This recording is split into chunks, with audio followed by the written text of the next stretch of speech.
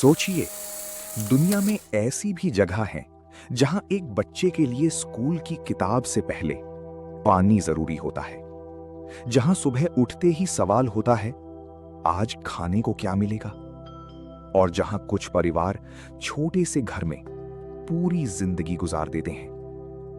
लेकिन आखिर अफ्रीका के इन गरीब इलाकों में लोग रहते कैसे हैं, खाते क्या हैं, काम क्या करते हैं और इतनी मुश्किलों के बावजूद अपनी जिंदगी कैसे चलाते हैं। आज चलिए अफ्रीका के कुछ गरीब इलाकों की जिंदगी को करीब से समझते हैं। अफ्रीका दुनिया का दूसरा सबसे बड़ा महाद्वीप है। यहां बड़े बड़े शहर हैं, मॉडर्न बिल्डिंग्स हैं, यूनिवर्सिटीज हैं और कई जगहों पर लोग बिल्कुल नॉर्मल और आराम की जिंदगी जीते हैं। लेकिन इसी अफ्रीका के कुछ इलाकों में ऐसे परिवार भी हैं जिनके लिए रोज की जिंदगी एक स्ट्रगल बन जाती है। सुबह सूरज निकलने से पहले ही दिन शुरू हो जाता है।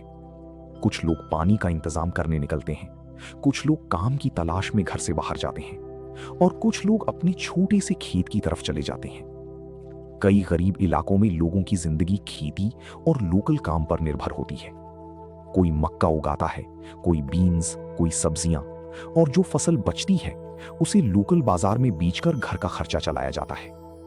लेकिन हर किसी के पास अपनी जमीन नहीं होती।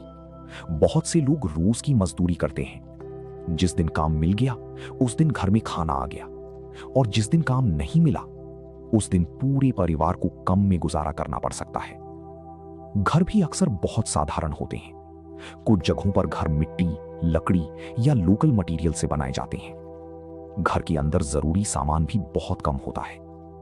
कुछ इलाकों में बिजली और साफ पानी की सुविधा भी आसानी से उपलब्ध नहीं होती, और इसी वजह से बच्चों की जिंदगी भी मुश्किल हो जाती है। कुछ बच्चे स्कूल जाना चाहते हैं, लेकिन घर की जिम्मेदारियों की वजह से उन्हें दूसरे कामों में मदद करनी पड़ती है। फिर भी उनके सपने छोटे नहीं होते। एक बच्चा डॉक्टर बनना चाहता है, कोई टीचर बनना चाहता है, कोई अपना बिजनेस खोलना चाहता है, और किसी का बस इतना सपना होता है कि उसका परिवार कल से बेहतर जिंदगी जी सके। खाने की बात करें तो गरीब परिवार अक्सर सिंपल लोकल फूड पर निर्भर करते हैं।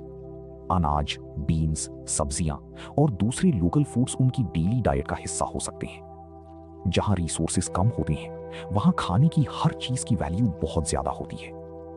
लेकिन गरीबी के बीच भी एक चीज देखने को मिलती है, लोगों का एक दूसरे के साथ खड़ा रहना। पड़ोसी एक दूसरे की मदद करते हैं, परिवार मुश्किल वक्त में साथ रहते हैं, बच्चे छोटी सी जगह में भी खेलने का तरीका ढूंढ लेते हैं, और शाम होते ही जब दिन भर की थकान के बाद परिवार एक साथ बैठता है तो उनके पास शायद बहुत पैसा ना हो, लेकिन एक दूसरे का साथ जरूर होता है। अफ्रीका की गरीबी को सिर्फ तस्वीरों में देखकर समझना आसान नहीं है। इसके पीछे है लाखों लोगों की मेहनत, उनकी सपने और बेहतर कल की उम्मीद। और सबसे बड़ी बात, गरीबी किसी इंसान की पहचान नहीं होती, क्योंकि जिस इंसान के पास आज कम है जरूरी नहीं कि उसके सपने भी कम हों।